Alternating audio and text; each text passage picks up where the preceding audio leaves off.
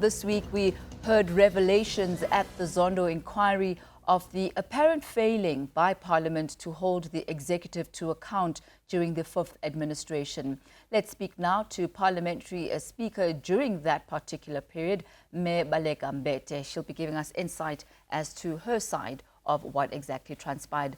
Thami Baleka, lovely to have you with us this afternoon, and thank you for joining us on Daytime Update.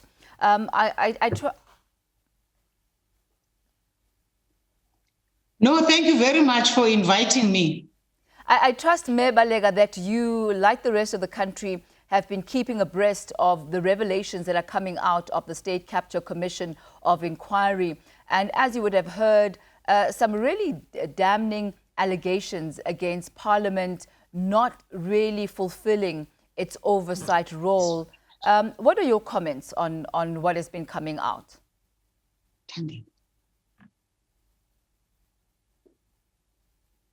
Are you with us, Thami Baleka? You know, you faded away when you were just starting to put your question. So I'm sorry about that. No, not at all. Can you just repeat the question? Yes, I'll certainly do that for you. I was saying you, like the rest of the country, I'm sure, have been watching the goings-on at the State Capture Commission of Inquiry. And a lot of damning evidence has been coming out, which points to Parliament's lack of oversight. What have been your concerns and your views regarding the allegations that are made on the lack of oversight from Parliament? Thami, thank you very much for the opportunity again. And I was just saying before we started the interview that I welcome the fact that the Commission had announced publicly that one of the areas that it would ensure there's an opportunity to look at relates to our Parliament. And I say this because we should never forget that we are a work in progress.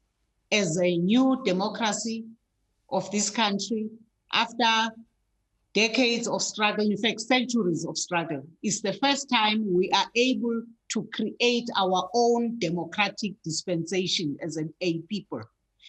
And having gone through the constitutional processes of this country, everybody talking from all political angles and our society, we are now in the process of actually creating our own democratic dispensation, and our parliamentary institutions are part and parcel of that.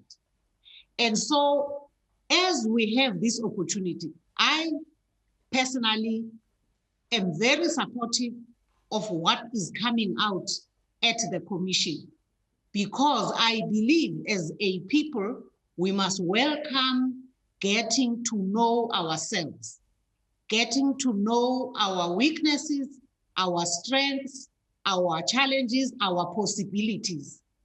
And so it is about our parliamentary democracy.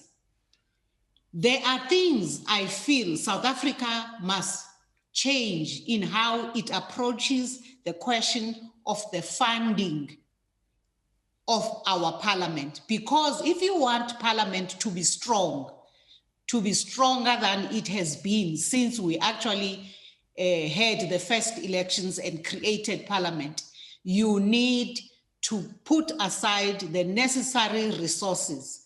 And I think it's a discussion that can be taken forward with the leadership, the current leadership of Parliament, because the current speaker is a speaker with whom we entered that Parliament in the very first Parliament of 1994, when we went into Parliament for the first time as a free people, as in none of us having oppressed others, forcing them to say this, that, and the other. So I'd like to make it very clear that we have an opportunity to strengthen our parliamentary democracy, including giving it enough and appropriate resources for different things. Having said that, Thami, may I say that I think we need to also know internally and fully, factually, what the processes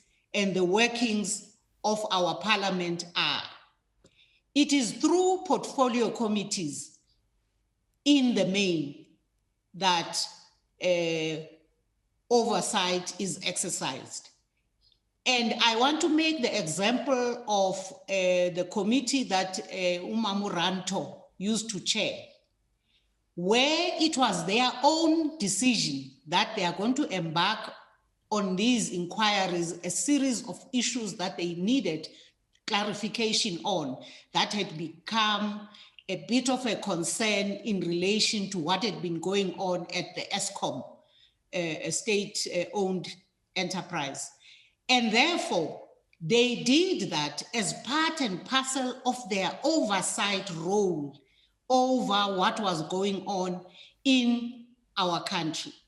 And they did that even when there were differences from a political angle on that happening. We had to allow that space because it is supposed to be the role of Parliament through its committees, through its portfolio committee in that particular portfolio, that we get to know what is happening, what is correct, what is wrong, and we get to find that from the reports that come to the broader, to the House, we correct those things. Like currently, Scopa is in the Musina area checking on what they have stumbled on. As we live our lives out, we get to know things that are happening, and therefore it gives us an opportunity to play that oversight role, not to confuse roles between Parliament and the executive, but for the portfolio committee as the mechanism through which we get close to situations, we get to be able to examine them, to have views, to actually adopt and to exercise our minds over those things that are happening in those particular spaces. So I'm making a broader point, and I'm also saying, yes, there'll be issues that will then catch the media space. And unfortunately, sometimes the debate, once it gets into the media, becomes more the sensation rather than pursuing and examining further the issues according to that which we agree with or we don't agree with.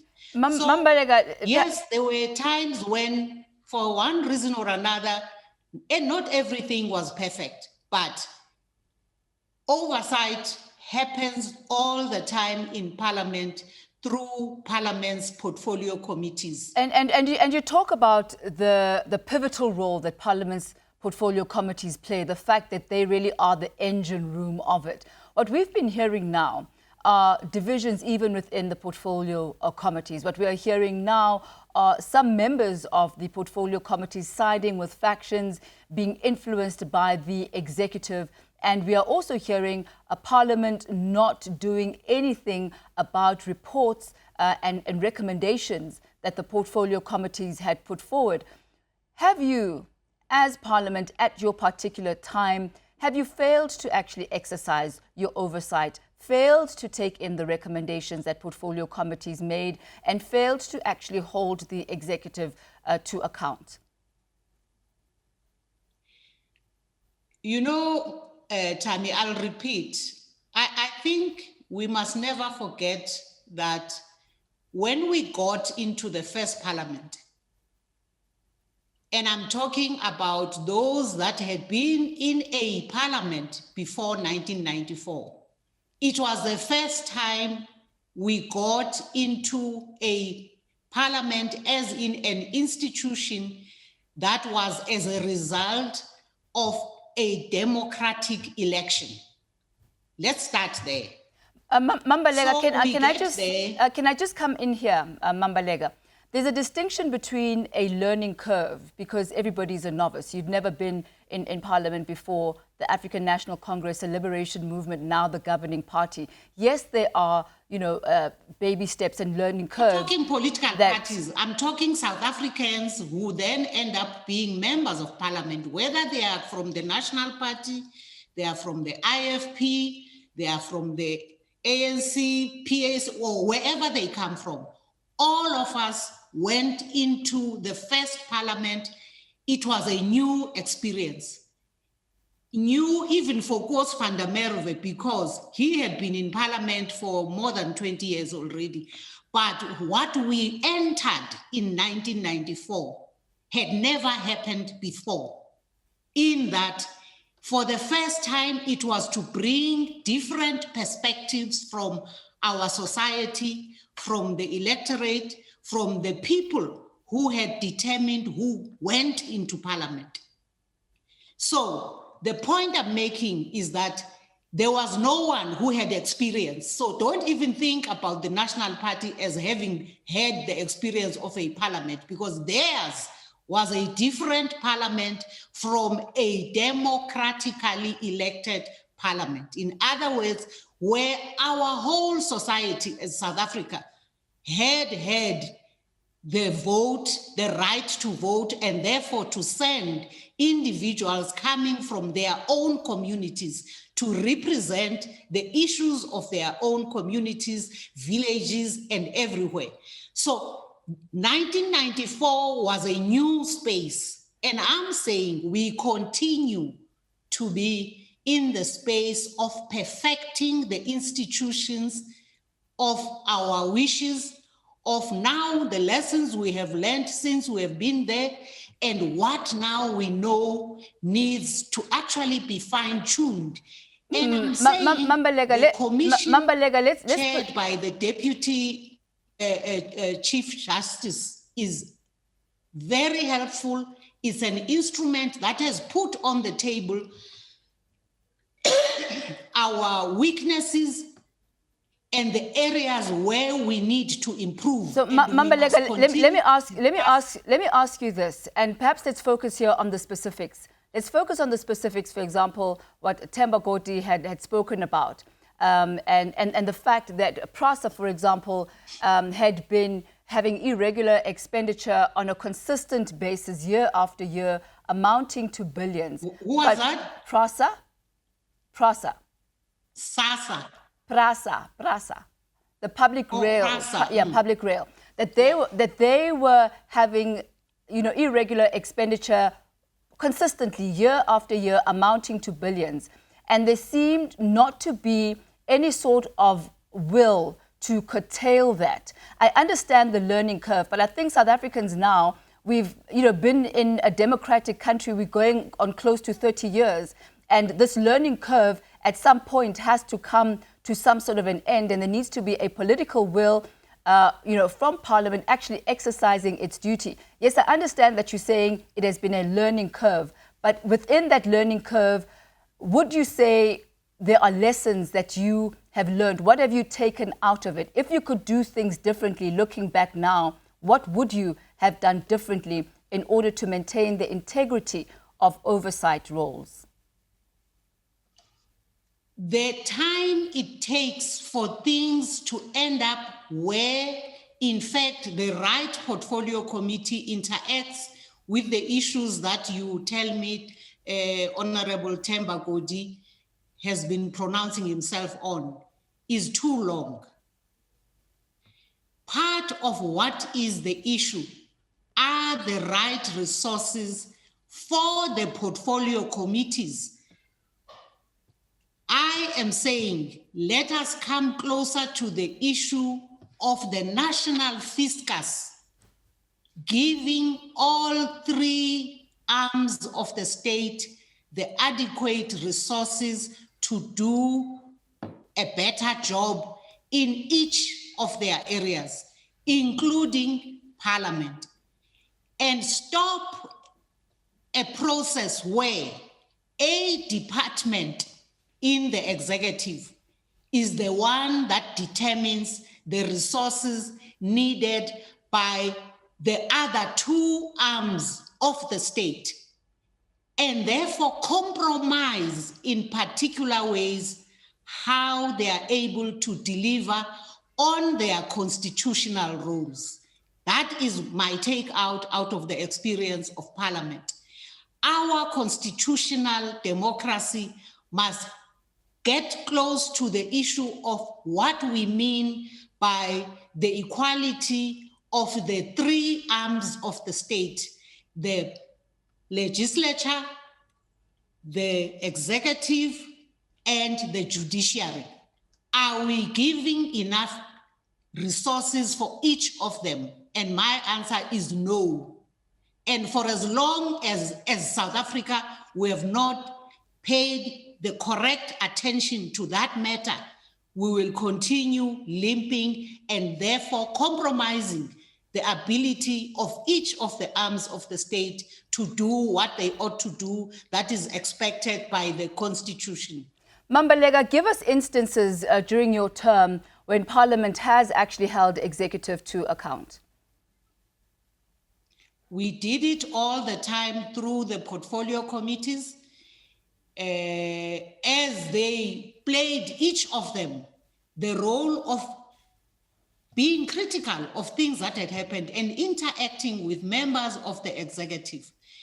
If you had asked me to prepare on that specific question, I would have been in touch with Parliament to give me the individual cases on which, but it happens all the time. I mean, you were presiding over Parliament at that time, and surely even by institutional memory, by institutional memory, I'm sure there are one or two cases that you can remember, that you personally presided over, where you did actually hold the executive to account without necessarily having to refer to records. Executive to account in our reports that came to the House, and the House actually agreed with those issues. I can't, when I have not prepared mentally and you didn't give me the chance to actually check the facts, I can't just pull it out when I hadn't prepared for it.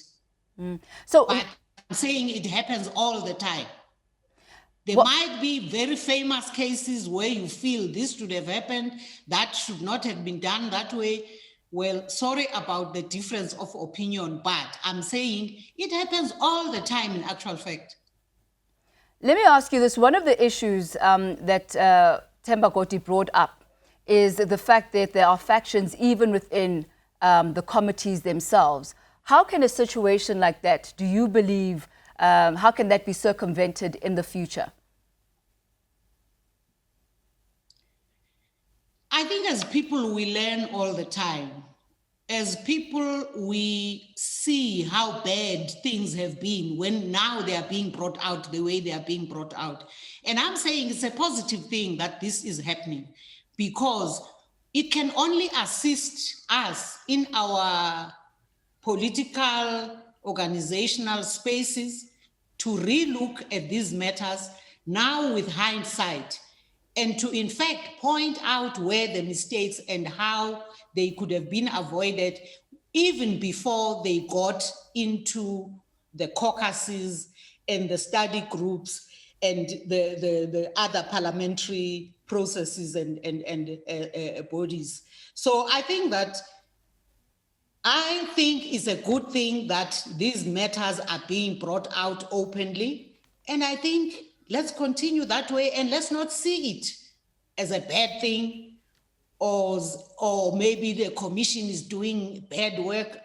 If the commission is doing well, and it was correct for us who decided that we needed to form this commission, because this commission was decided on by the very people or structures politically that are now being exposed in terms of individuals that did wrong things, whether in Parliament or outside Parliament. So it is helping us to strengthen our democracy. You spoke about finances and resources being one of the key challenges that Parliament has, and that additional resources and perhaps allocation of those resources would better enable Parliament to perform its duties. But apart from finances, can you think of other structural changes perhaps that you believe need to be considered in the composition of Parliament, in its structures, to ensure that actually the oversight that it needs to fulfill is actually done?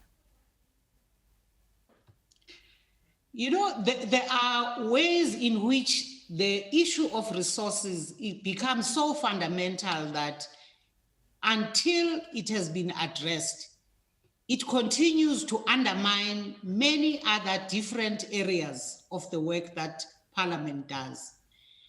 I believe that, for instance, how we workshop ourselves and continuously interact with communities on the ground is something we are doing and is inbuilt, for instance, in the role of the National Council of Provinces in as far as its ongoing program of taking Parliament to the people.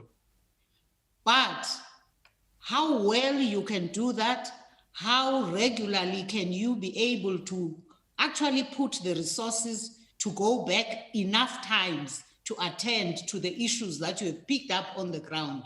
We use, for instance, in the National Assembly, in the earlier parliaments, to have a program called the People's Assembly, which was again more about encouraging more contact with communities and making communities interact and know that parliamentarians are actually their own people whom they had sent off to go and play a specific role in Parliament, coming from their own communities and therefore having had the very experiences that they are dealing with as to how do we improve our people's lives on the ground.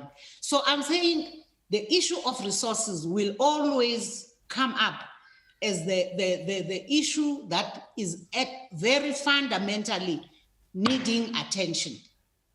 Mambaleka, before I let you go this afternoon, one question on your thoughts on the current situation that exists between former President Jacob Zuma and the Commission, and your thoughts of him saying that he will actually defy the Concord ruling by not appearing before the State Capture Commission of Inquiry.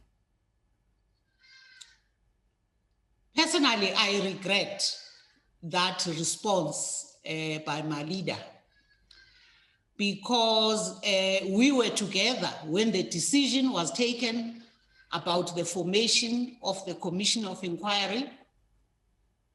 And I'm talking before it became a parliamentary decision or an official president's declaration, when the president actually announced publicly that the commission was now going to be being formed, as well as actually pronouncing on the person who had been agreed to be the person to chair the commission. I regret what is going on. I'm not judging my leader, but I regret what is happening, because I think it is from the leadership of the country that the citizens of South Africa should see that which is exemplary, should actually see how we must deal, like Madiba did when he was called upon to go and appear in a court. Big as Madiba was to us, as far as we're concerned, he went to a court and nothing happened to him. He came back. So I really regret what is going on. I think it is not good for South Africa. It's not good for younger South Africans to watch. So would you, if you could, advise the former president to actually go in front of Deputy Chief Justice Raymond Zondo? If I could, I would. And can you? I don't know. Here am I. I'm here so far from where he is. And I mean, we no longer conduct even politics, even political politics, as in ANC structures, physically together, where we are able to engage on things. But I really regret what's going on. Baleka Mbete, thank you so much for your time and your insight this afternoon. Very much appreciated. Thank you. Thank you, Ma'am. That's a former parliamentary speaker there, Baleka Mbete.